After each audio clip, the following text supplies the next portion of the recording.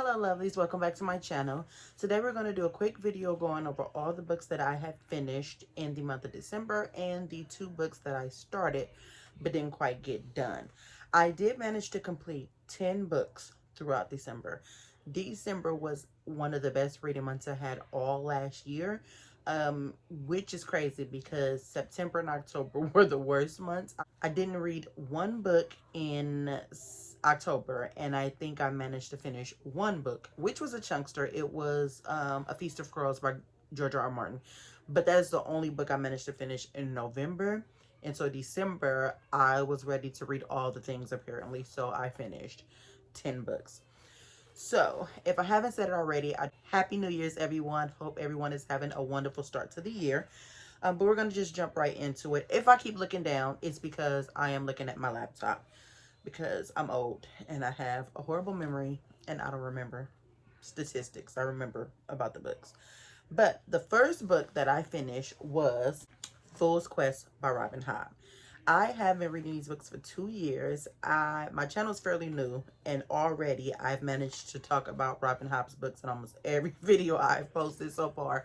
So I'm not going to go in depth with these books, but I absolutely love them. Fitz is one of my all-time favorite characters. He doesn't make the best decisions, but he's the realist character. Sometimes in these books, the characters do things that it seems like it's for the plot, to drive the plot, or it just doesn't make sense with their character, or based on what they've been through, or the life they live. Like all of a sudden they could do these magical things or these amazing things. I feel like Fitz's character fits his childhood and how he was raised. Like, he makes some of the most ignorant decisions, but it's not because he's stupid or dumb or just doesn't care. It's because the man really sometimes just is clueless. He has no clue what it is that he's supposed to be doing or what's the best decision is, and so he does the best that he can, and it does not always go in his favor, and it does not always end up amazing. But he goes through some horrible things. He lives a horrible life, and I absolutely love him. So of course I gave this book 5 stars. I cannot go through the details of what this book is about because it will spoil every single book that comes before this one. And this one I believe is number 15 in the line of her books, and there's major spoilers for all the series at this point. So giving any type of synopsis would spoil the books. But please pick up these books. They are very, very thick, but they're so good to read. They're really, really character driven. There's action in them, but her writing, her world building, and her characters is what drive her stories. Like, if you want to get lost in a series where the characters are realistic and they change so much throughout the series, but not in a way where, like I said, it seems like they did it for the plot. Like, they changed so gradually that you don't even know how the change, like when the change occurred. Like, they're amazing. So I was supposed to finish this series way back in October, which was my birthday month, but I ended up getting a really bad reading slump and didn't read anything in October and was still in a reading slump in November. And so, was still in the reading slump in November. And so December, I picked this one up. Oh, and if I didn't mention it, I gave this book 5 out of 5 stars. The next book I picked up was The Last Olympian, which is the final book in the Percy Jackson series. This is actually the series that got me into fantasy reading. I have always read ever since I was young, but I read mostly historical fiction, mostly nonfiction, memoirs, and then I got into urban fiction. But I had never actually read a fantasy book, even though I love like fantasy movies. I had never read a fantasy book before. And so I was working at an elementary school in Oakland, California, where I am from. And my students wanted me to read this with them so we could talk about it. And I absolutely loved it, which was not really that big of a surprise for me because I love the show. But I didn't think I was like the series. And so I read them. I love them for nostalgia purposes because I love the show and I love Greek mythology. But middle grade is not my genre. I don't really like to read middle grade as much. I do have a 10-year-old son, and so I do read. I have one book at a time that I'm reading with him. But on my own, even though the stories is good, I just don't seem to pick them up as much. And so I was supposed to finish this last year, and I just never picked it up until this year. And I'm really, really glad I did. I really like the ending of this. And it's making me want to pick up the next series, but I'm still not sure. Tell me if you know in the comments. Is his next series, the Heroes of Olympus series, more of a YA series, or is that still middle grade? That's the only thing stopping me from actually picking it up. But I still want to get to it eventually. It might be something I do. I don't know. We're going to figure it out. But I did end up giving this a 3 out of 5 stars. Like I said, for nostalgia purposes, and because I love the Percy Jackson movies, because I love Greek mythology, that part of it was fine. But middle grade is just not, I don't know. It's just something about being in a kid's head. It's just not that appealing to me. And so I tend to roll my eyes a lot when I read middle grade. But this is the second book that I did finish. After Percy Jackson, I finished Saint's Blood, which is the third series in the Great Coats Quartet. It's the third book, I'm sorry, in the Great Quartet. And I'm not going to, I want y'all to know how much I stutter in these videos, so I'm not even going to take this out. But it is the third book in the Great Coats Quartet. I was supposed to be reading these along with Mike and Mike's book reviews, but I got kind of behind because I had some chunky books, and I honestly wanted to finish The Fool's Quest first. And I didn't actually own this book, and it was something about reading these on ebooks. I just didn't like it, so I had to wait until my order came in the mail, and then I finished it off that way, which is why I ended up being like a book behind on the reviews. This one, out of all of them, I think I gave the first one a 4-star, the second one a 5-star. This one ended up being like a 3.5 star for me. It introduced a lot of new plot twists and a lot of new like twists and turns to the story. However, I felt like it was a little too much that it was trying to throw into one book. To me, it kind of felt like, I hear it all the time when people say like the second book syndrome. To me, this felt like second book syndrome just in the third book. I still love Felkiel. I still love the Great Coats and their banter, but it was even getting a little bit annoying. I just felt like every chapter after a point, they was on purpose running into a battle that didn't seem like to me, it got to a point where I was like, I think you just throwing them in these positions just to throw some more history at us. And the history was interesting. It was interesting, but it got to a point where I felt like it was a little too much. So it kind of took the enjoyment out of it because, again, I'm a character-driven story. I don't care about the books that have so much battling in them if you're not giving me time to digest with the characters or to like sit with the characters a little bit. And I felt like this was way more action after action after action after action, and I didn't really get that much of Falkio and Brasti and Kest's like actual growth.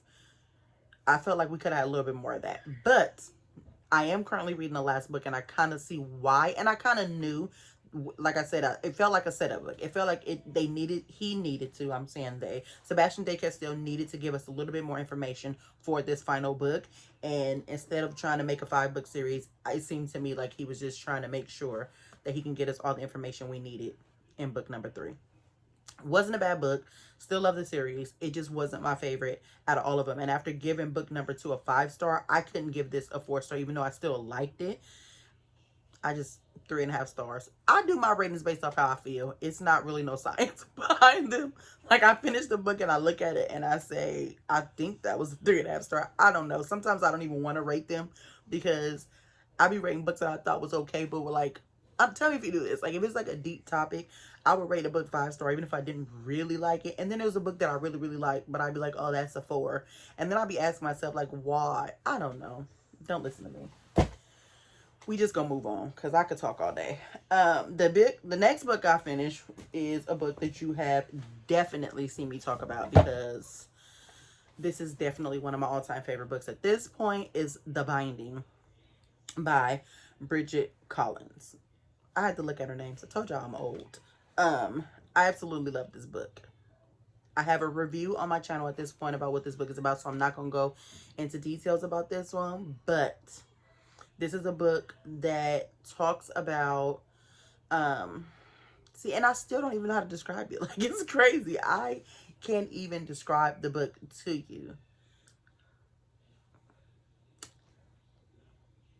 That is crazy. The book is about a young boy named Emmett Farmer who is called to be an apprentice to a binder, which is something that he doesn't understand because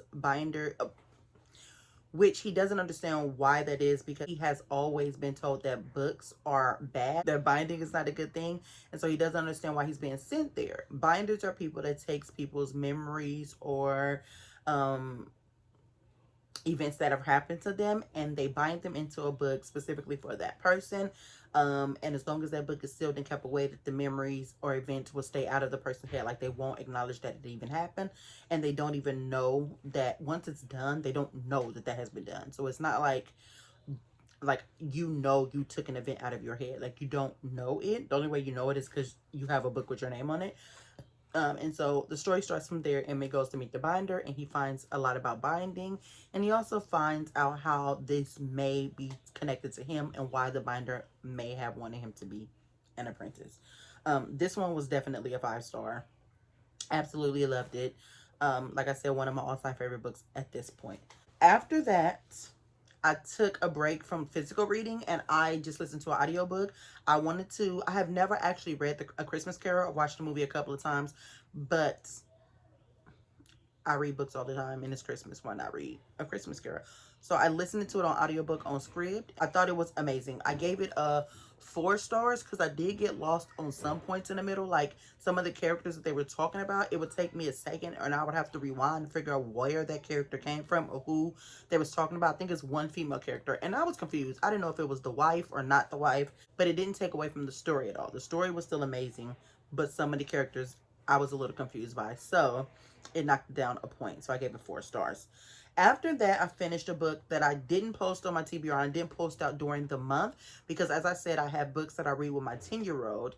We do 30-minute sessions every single day, and he has a book that he reads on his own, and that he tells me about what he read in the book. And then I have a book that I read to him and my two children, just as family time. And the book that they picked, because I let them pick the books. Well, I let my 10-year-old pick the books, was Fortunately the Milk by Neil Gaiman, which was a crazy book about a man who was supposed to leave his kids at home to go buy a carton of milk, and I guess he was late coming back, or, you know, I don't know if he came back like days later or hours later, but apparently his kids asked him where he was at because they've been waiting on his milk. And he came up with this crazy story about pirates and floating balloons and elephants and spaceships and aliens and all kind of stuff that happened to him on his way back to bring them this milk. And they don't believe nothing he's talking about, but it was funny, a little quirky. It made me want to read more Neil Gaiman, and my kids loved it. So that one I gave 3 stars. Again, middle grade is not my favorite thing. Even when I like them, I don't like them like they're like the best amazing book in the world, but I do read them to my kids. So after that, I finished Things in Jars by Jess Kidd, which was another one I love. I do love Jess Kidd's writing, and I think Jess Kidd is going to be the author for me that I have to reread and annotate, because her books are so quirky. They always have some type of mythology going on. There's always a story within a story, and you don't really know how her stories is going to end up. This is one author where, like, some of the minor characters that you think, like the man that sells ice cream, like that they stopped at the shop to buy ice cream from for like one paragraph of the book in the beginning, turns out to be somebody very important to the plot of the story. And if you don't pay attention to the little details, you can miss what's going on. So I have an okay time following along with it, but I do get kind of lost sometimes. So this book, I took my time with reading it. I made sure that this time, because this is my second book by her, that I was going to make sure to pay attention to every little detail, and I really, really, really, really, really found this fascinating. But like I said, I do want to reread it because there was a little section of it that, if y'all hear my kids in the back, I'm sorry, they crazy, but they having fun, and I can hear them laughing and yelling in the hallway. So I don't know if y'all can hear that too. If y'all can, I apologize. But there was like a small section of this book that I think I didn't pay, I'm not gonna say I didn't pay that much attention to, but as I was reading it, I don't think I considered it as important as it was. And so when the revelations at the end came, I was kind of lost about why that was happening, but I did enjoy it, and so I'm gonna reread it eventually. But I did give it 4 stars because her writing is just awesome. It's the writing style for me. Like, I don't even know. I don't think Jess Kidd could write a book that I wouldn't like, because her writing style, even if I don't understand what the story is about, her writing style is just awesome. Like I said, the first book that I read was Himself, and I absolutely enjoyed that one. Himself is probably still my favorite of the two, but this one features like mermaids, and I love mermaids. So after Things in Jars, I actually finished the graphic novel Lock and Key Volume 1, which is by Joe Hill, which is Stephen King's son, and I absolutely loved it. I already finished the first season of the show. The graphic novels is totally different from the show, and they get a little bit of dark. I wish somebody would have warned me about some of them scenes, because I was reading them in front of my kids, and I had to hurry up and turn my screen off for my daughter looked at my screen, because it was a scene in there that, no. So now I know for the rest of the volumes, like, this is not a series I can read around the babies. But if you don't know, it's about a family. It's a woman and her three kids. A woman and her three kids, and her husband has just died, and they have to go live into her husband's family house. But at this house, there are magical keys that can do things and open doors, and there's a villain character and some other people that's trying to get these keys for personal reasons, and it's a big crazy story about these magical keys and these kids in this haunted house that I would never live in. But but it was awesome. I did really enjoy it. I gave that one 4 stars also. After that one, I finished Patsy. I really want to do a single review on this, but I have to get my thoughts right. I have to take some notes, because Patsy was a story. Patsy was a story. Patsy was a story. And I could go, and I don't even know how to tell you how I feel about this without giving spoilers, so I'm not even going to do that. I'm really going to try to do a spoiler-free / spoilery. It's probably going to be one video with spoiler-free in the beginning and spoilers at the end, because I need to discuss it with somebody. If you read the book and you don't mind DMing me, message me, because we need to talk about Patsy. I really enjoyed this book. I gave it 5 stars. I definitely have to read her Nicole Dennis Benn's other book, which is, what's it called? Here Comes the Sun, because this was so good. It follows Patsy, who is living in Jamaica. She's not very happy with her life. She decides that she wants to get a visa to go to America and start over with her best friend Cicely. She does not have any intentions on taking her child, her daughter, who is 5 years old, and it follows Patsy as she gets to America and starts to find out that America may not be what it seemed, and that her and Cicely's relationship may not be what she wanted it to be. But it also follows Patsy's daughter True and coping with being left behind by her mother, and now having to live with her father, who she barely knows, and the stepmother situation, stepbrothers. There's LGBTQ rep. There is sexual assault, trigger warnings for sexual assault in the book, and physical abuse as well.